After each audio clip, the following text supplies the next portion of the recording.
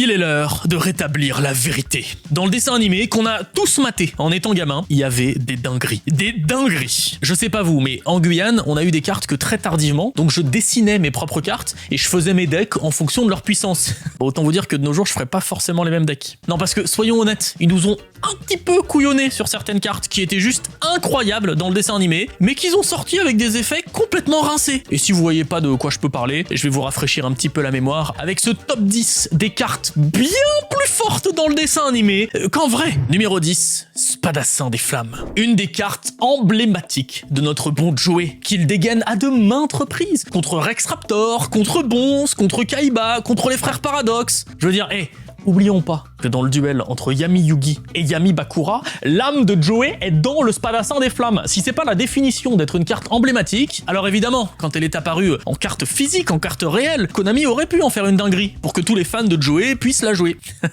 Alors, tout semble pareil, hein. Le niveau, l'attaque, la défense, même la couleur de la carte, hein. Sauf que, dans le dessin animé, les règles autour des invocations fusion ou même sacrifice, ça semble pas vraiment les concerner, mais c'est pas le cas dans la vraie vie. Dans la vraie vie, c'est juste injouable, le Spadassin des Flammes. Ou comment une carte qui a retourné tant de situations dans notre enfance se retrouve enfermée dans des classeurs de collectionneurs. Numéro 9, carte d'inviolabilité. Qu'est-ce que ça fait là? Déjà, est-ce que ça vous parle cette carte? Une belle ultimate dans TLM, un effet pas dingo, bannissez toutes les autres cartes que vous contrôlez et dans votre main, piochez jusqu'à avoir 2 cartes dans votre main. Et si je vous disais que sa version dessin animé serait instantanément bannie si elle avait eu le même effet chez nous en TCG. Non, vraiment, vous ne vous souvenez pas de cette dinguerie? Elle fut jouée par Marek, par Yugi, par Nesbiz, par un sbire lambda et même par Pegasus dans le film. Et son effet est assez simple. Les 2 joueurs piochent jusqu'à avoir 6 cartes en main. Mais vous imaginez ça à notre époque? Tu go first, tu fais absolument tout ton combo. Quand le gars pense que t'as fini ton tour, hein, parce qu'il te reste qu'une seule carte en main, bah let's go, tu repioches 6 cartes.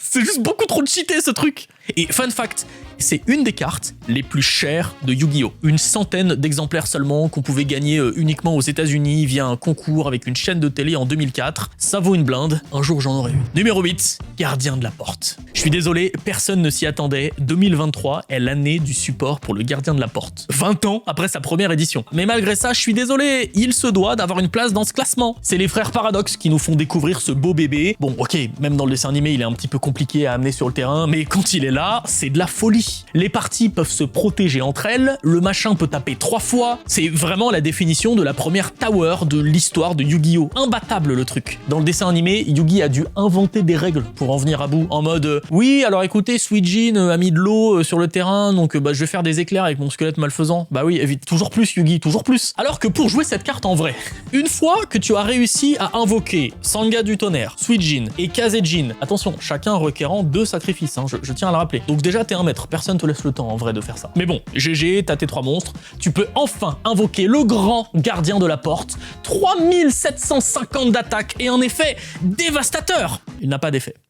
C'est juste un truc qui tape à 3750 et qui nécessite à peu près 52 tours pour peut-être être invoqué. Pire douille de l'histoire, Gardien de la Porte. Numéro 7, Gai, le serpent divin. Est-ce que la carte Gai, le serpent divin, parle à beaucoup d'entre vous? Son effet est assez technique. Si un ou plusieurs monstres que vous contrôlez sont détruits par une attaque ou un effet de carte de l'adversaire, vous pouvez payer la moitié de vos life points, invoquer spécialement cette carte depuis votre main. Bon, pourquoi pas, ça a intérêt à envoyer du lourd derrière. Non ciblable, ok, ça c'est sympa. Si cette carte attaque, tu peux annuler les effets du monstre en question. Bon, il y a aussi une histoire de gain d'attaque, c'est pas mal, c'est pas dingo non plus. Voilà, c'est une carte de 2018, sortie en commune, facilement oubliable parmi les milliers et milliers d'autres cartes un peu nulles. Sauf que Gai, le serpent divin, à la base, bah il a été joué dans le dessin animé et c'était une dinguerie. Il ne peut être invoqué qu'à la suite de la destruction d'Orichalcos Shunoros. Pour ça, il faut défausser toute sa main et réduire ses points de vie à 0. Tu penses peut-être avoir perdu à ce moment-là.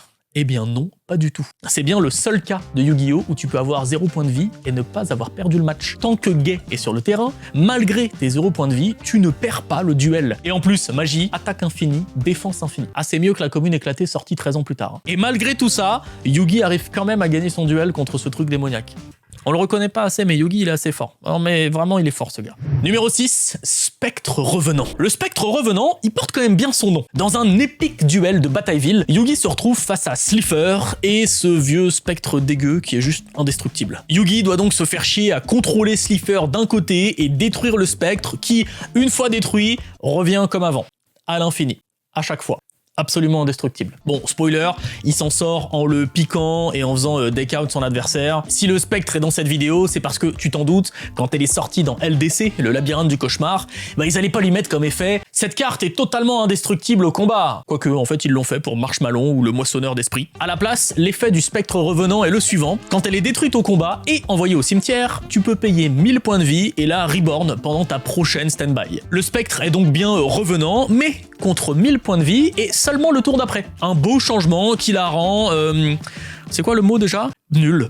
Vraiment nul. Numéro 5, multiplicateur. Pour tous les fans de Kuribo, il y a une carte qu'il faut absolument avoir dans son deck, multiplicateur. Son effet est assez simple, sacrifier un Kuribo face recto, invoquer spécialement autant de jetons Kuribo que possible en position de défense. Attention, ils ne peuvent pas être sacrifiés pour une invocation sacrifice. Ça fait le taf comme carte, bon, c'est pas fou non plus, hein. C'est surtout beaucoup moins fou que dans l'animé. Dois-je vous rappeler le premier épisode où cette carte est jouée ? Quand Yugi fait face à Kaiba et qu'il multiplie à l'infini ses Kuribo pour se protéger du dragon blanc. C'était une de ces cartes qui ignorait totalement le fait que, allô, y a un terrain en fait, avec un nombre de zones monstres bien défini. C'est juste beaucoup trop puissant. Yugi s'en sert aussi contre le renoncé au milieu de Pegasus, ou encore contre le grand papillon, en se servant de la tortue catapulte pour balancer une nuée de Kuribo. Ouais, on n'était pas trop regardant sur les règles, hein, je m'en rends compte maintenant. Numéro 4, mur du labyrinthe. Là, ça va être simple. On retourne à l'arc des frères Paradox qui invoque un giga labyrinthe qui bouge, dans lequel des monstres inconnus peuvent se cacher. Le truc transforme même la notion de duel de monstres, et est totalement indestructible. Ils ont dû bien se casser la tête au moment de l'adapter en carte à jouer. J'imagine bien les dizaines d'idées de gameplay possibles pour qu'au final, la décision soit « Eh les gars, venez, on se fait pas chier, on en fait juste un monstre normal avec une grosse défense, un sacrifice, on se cassera moins le cerveau, vous pensez pas ?» Et c'est comme ça que la carte maîtresse d'un des meilleurs épisodes de Yu-Gi-Oh!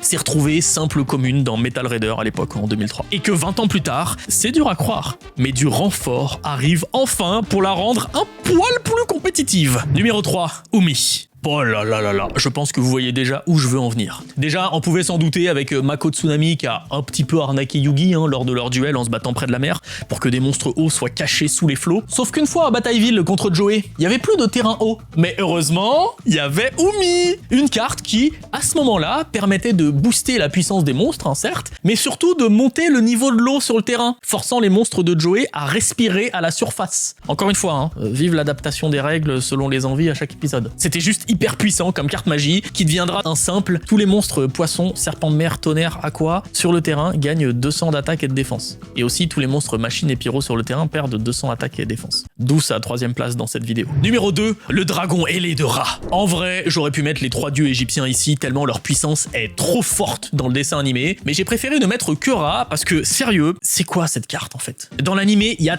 tellement d'effets différents. En vrac, son invocation normale ne peut pas être annulée. Elle ne peut pas être détruite et est inaffectée par les cartes qui la feraient quitter le terrain. Tu ne prends absolument aucun dommage de combat avec un combat qui impliquera. Tu peux payer 1000 points de vie et envoyer un monstre au cimetière. Tu peux aussi payer tous tes points de vie sauf un et permettre à Ra d'attaquer tous les monstres adverses, plus ton adversaire directement. Le contrôle de Ra ne peut pas être changé, ton adversaire ne peut pas la sacrifier. Bon, en gros, un des seuls moyens de le battre, c'est en jouant toi-même un autre dieu égyptien. Voilà, autant dire qu'en vrai, ils ont pas pu appliquer le même genre d'effet. Alors, ok, son invocation normale ne peut pas être annulée, ok, tu peux payer des points de vie jusqu'à t'en laisser 100 et augmenter son attaque du même montant, ok, tu peux payer 1000 points de vie et détruire un monstre sur le terrain, mais tu peux la sacrifier, cette carte, tu peux changer son contrôle, tu ne peux pas l'invoquer spécialement, elle est ciblable. Non mais je veux dire, t'as juste à lui mettre un pauvre kaiju sur la tête pour faire pleurer ton adversaire. Quelle déception, le dragon ailé de Ra en vraie carte. Numéro 1, le sceau d'oricalque. Bah ouais, non mais je suis obligé de mettre le sceau d'oricalque, c'est trop une carte iconique. Un jour je vous parlerai du sceau d'UDE, une carte mythique qui se vend à des dizaines de milliers de dollars, mais pas aujourd'hui. Aujourd'hui, je veux vous parler du sceau d'oricalque officiel, celui qu'on a eu dernièrement dans Mama, en pharaon rare, et dont l'effet est juste éclaté. Tous les monstres que tu contrôles gagnent 500 d'attaque,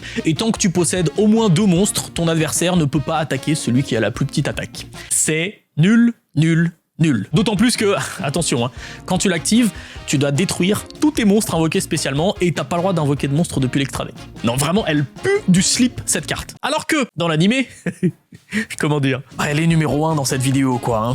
Voilà, donc elle n'est pas destructible, tu peux invoquer depuis l'extra deck, elle crée un dôme autour du duel qui empêche quiconque de quitter la partie, le contrôleur de cette carte et ses monstres deviennent comme possédés, mais surtout, le perdant d'un duel où le sceau d'Orical qui est activé perd son âme. Il perd pas juste le duel, hein, il perd son âme, voilà. Je pense qu'elle mérite clairement le haut du podium de cette vidéo. Voilà, je sais que ça change un petit peu d'habitude cette vidéo, n'hésitez pas à me dire s'il y a des thèmes de top comme ça qui pourraient vous intéresser. Je suis hyper chaud pour essayer de vous faire ce genre de vidéo un petit peu plus souvent. Messieurs, dames, ciao, à bientôt, bonsoir, j'ai pas d'autres synonymes en tête.